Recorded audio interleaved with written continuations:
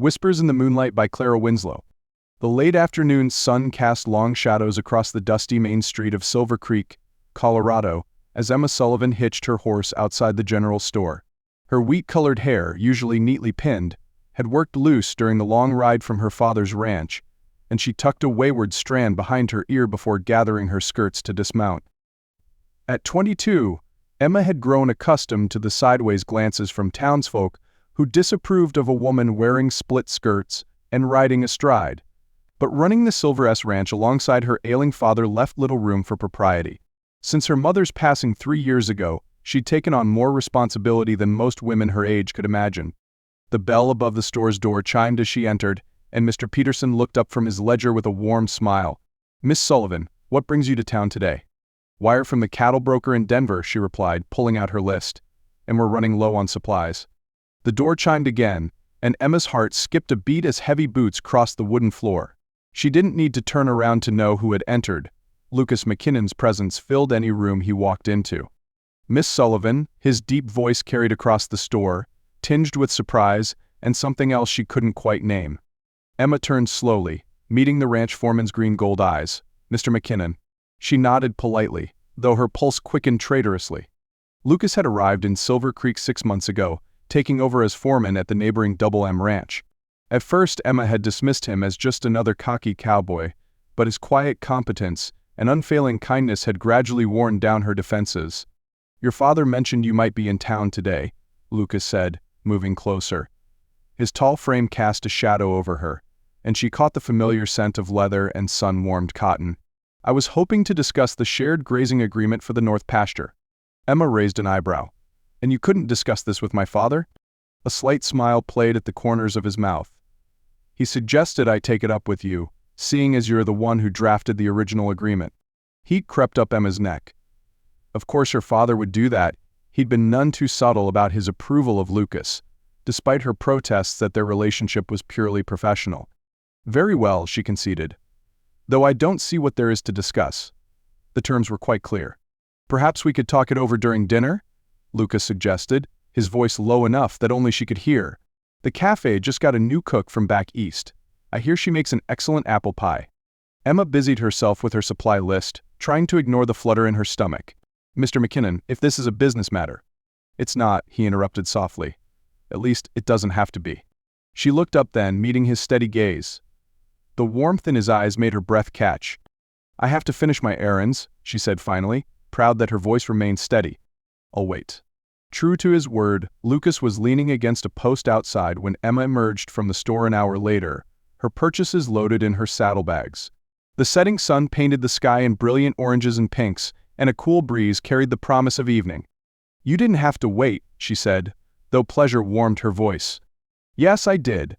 He pushed off the post, closing the distance between them. "Emma, I've been waiting since the day I met you." Her heart thundered in her chest. "Lucas, I know you've got responsibilities at the ranch. I know you're not looking for anything to complicate your life." He took her hand, his calloused thumb brushing across her knuckles. "But I think we could be good together, in business and otherwise." Emma looked down at their joined hands, remembering all the times they'd worked together over the past months, moving cattle, mending fences, dealing with the 1,000 daily challenges of ranch life. She'd grown to respect his judgment, to value his quiet strength and unwavering support. "The North Pasture agreement is working fine as it is," she said finally, looking up with a small smile. "Is that a yes to dinner?" "It's a yes to apple pie," she countered, but her eyes sparkled with mischief. Lucas grinned, the expression transforming his usually serious face. "I'll take it."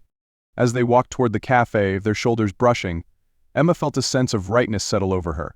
Perhaps her father had been wiser than she'd given him credit for. The weeks that followed saw a gradual shift in their relationship.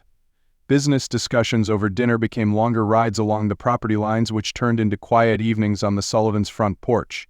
Lucas proved to be as skilled at making Emma laugh as he was at running a ranch, and she found herself looking forward to their time together with an eagerness that both thrilled and frightened her.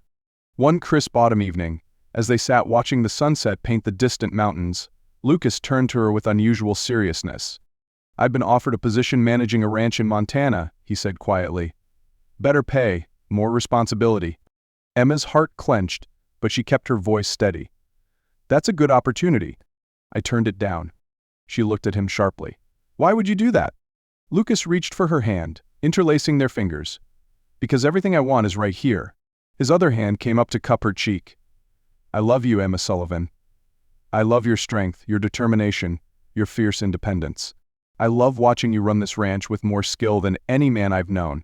And if you'll have me, I want to spend the rest of my life by your side, as your partner in every way. Emma's eyes filled with tears as she covered his hand with her own. I love you too, she whispered. And yes, I'll have you, as my partner in everything. Their wedding the following spring was a simple affair held in the meadow where their properties met. Emma's father, his health improved enough to walk her down the aisle, beamed with pride and satisfaction. The entire town turned out to celebrate, and even Mr. Peterson closed the store early to attend. As they danced under the stars that evening, Lucas pulled Emma close and murmured, So, Mrs. McKinnon, do you think we can make this work, running 2 ranches together? Emma smiled up at her husband, seeing in his eyes the same love and respect that had drawn her to him from the start. Together, she said firmly, we can do anything. And as they continued to dance, the soft strains of music mixing with the evening breeze, Emma knew she had found something far greater than a business partner or even a husband. She had found her true match, someone who understood and valued every part of her, from her business acumen to her tender heart. The challenges of ranch life didn't disappear. There were still cattle to be moved, fences to mend, and difficult decisions to make. But now they faced them together, their partnership growing stronger with each passing season. And on quiet evenings, when they sat on their porch watching the sun set over their combined lands, Emma would remember that day in the general store and smile, grateful for the twist of fate that had brought Lucas McKinnon into her life. Their love story became part of Silver Creek's legacy, proof that the strongest partnerships are built on mutual respect, shared values, and hearts brave enough to take a chance on love. And while Emma never did give up riding astride or wearing her practical split skirts, she found that with Lucas by her side she no longer noticed or cared about the townspeople's sideways glances. For in the end she had everything she never knew she wanted, a true partnership, a love that strengthened rather than diminished her independence, and a future filled with possibilities as vast as the Colorado sky.